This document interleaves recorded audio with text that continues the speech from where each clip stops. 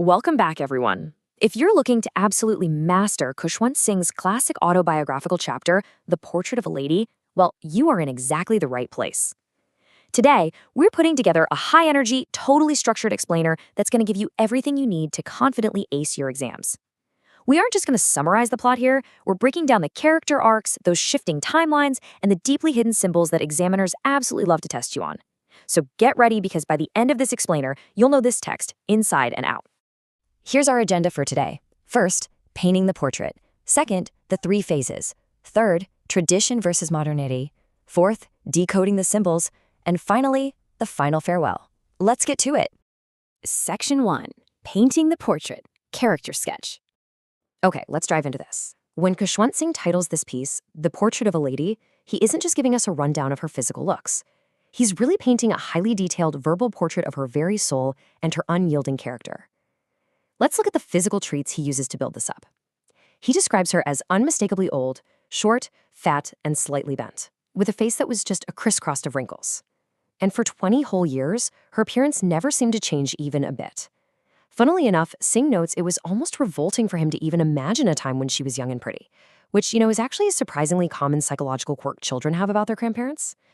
She always wore these spotless white clothes, her silver hair was scattered untidily, and she hobbled around with one hand on her waist just to balance her stoop, while her other hand was constantly, and I mean constantly, busy telling the beads of her rosary. Now, what's really interesting here is how Singh captures her absolute essence. He describes her as an expanse of pure white serenity, breathing peace and contentment. Guys, this is a highly testable metaphor, so keep it in mind. He's directly comparing her deep spiritual calmness and purity to a snow-covered winter landscape up in the mountains. It's a gorgeous image, and it perfectly establishes her as a figure of age, tradition, spirituality, and just immense simplicity. Section 2, the three phases. Changing relationship. Let's move on and see how this bond builds and changes over time. Because this text, it is an absolute masterclass in showing how time and physical distance fundamentally alter human relationships. We see this across three distinct phases. In phase 1, childhood back in the village, they were totally inseparable. I mean, she woke him up, dressed him, washed his wooden slate, and walked him right to the temple school. But then phase 2 hits when they move to the city. He starts going to an English school in a motor bus. She can't accompany him anymore, and she can't even help with his homework. Finally, phase 3 is adulthood, where he heads off to university and gets his own room. And that simple change, that's what finally snapped the common link of their friendship. They were completely separated. As this physical distance grew, an ideological distance grew right along with it. Which brings us to a crucial question you really need to be able to answer for your exams. Why did the grandmother absolutely hate the fact that Singh was taking music lessons in the city? Section 3. Tradition versus modernity. Clashing worlds. To answer that question, we have to look at the thematic core of the entire text, which is the clash between tradition and modernity. Just look at the stark contrast between their two worlds. The grandmother's world was deeply rooted in the village, right? Reading scriptures in the temple, washing wooden slates with yellow chalk, feeding the village dogs. But the author's new world in the city, that involved a motor bus and learning about the law of gravity and Archimedes' principle. The grandmother was completely alienated by this new Western education, simply because it didn't align with a single thing she valued. And here is the answer to our earlier question. To the grandmother, music wasn't some refined art form for gentlefolk. In her highly conservative worldview, it had lewd associations. It was the monopoly of beggars and harlots. No way was it fit for her grandson. Furthermore, she was deeply, deeply distressed that his secular English school offered absolutely no teaching about God or the scriptures. Now, she didn't yell or argue about it. Instead, her disapproval was communicated through a really profound, heavy silence. Section 4. Decoding the symbols. Meaning in objects. That silence brings us to our next major category, symbolism. Because the grandmother speaks less and less as the story progresses, her actions and the objects she keeps around her take on massive symbolic weight. Let's start with the rosary. Her fingers were quite literally always busy telling the beads of her rosary, her lips constantly moving in inaudible prayer. So the crucial point is, this isn't just a habit. The rosary symbolizes her unwavering faith and her intense spiritual discipline. It proves that religion wasn't just, a small part of her life. It was the absolute, unshakable foundation of her entire identity, even as the world completely changed around her.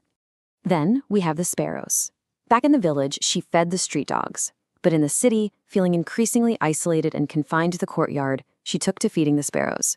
She'd break bread into little crumbs, and she would just be surrounded by this veritable bedlam of chirrupings. And this actually became the happiest half hour of her day.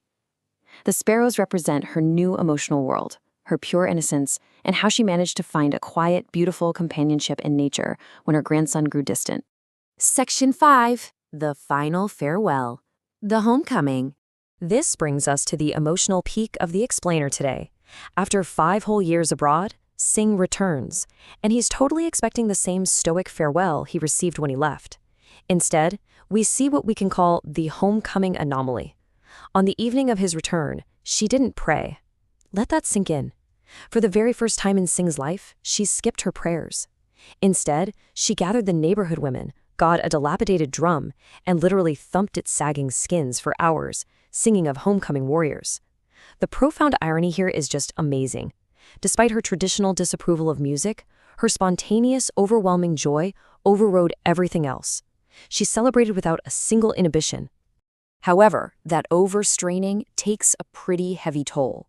The very next day, she falls seriously ill, and knowing her end is near, she deeply regrets wasting time singing and missing her prayers the night before. Ignoring her family's protests, she completely stops talking. She retreats right back into her quiet faith, and she dies peacefully in bed, her lips moving in prayer, her fingers once again telling the beads of her rosary. Her spiritual strength remained completely intact right to the very end. The true depth of the bond she formed is revealed in the very next scene, and this brilliantly illustrates her impact. As she lay covered in a red shroud, lit by the golden blaze of the setting sun, thousands of sparrows gathered on the floor around her, but there was no bedlam of chirpings this time. They were completely, utterly silent. When Singh's mother threw breadcrumbs out to them, the birds took absolutely no notice. They were mourning. And when the grandmother's body was carried away, the sparrows simply flew away quietly. Which leaves us with this final, profound question to consider. Khushwant Singh's chapter shows us that physical distance, changing times, and modern education can absolutely alter the daily dynamics of a relationship.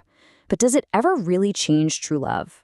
This beautiful portrait proves that while generations might drift apart on the surface, genuine, quiet affection survives all of those changes. Keep that theme in mind, go back and read the chapter one more time with this new lens, and for sure you'll see details you completely missed before. Thanks so much for joining me on this explainer, and keep learning.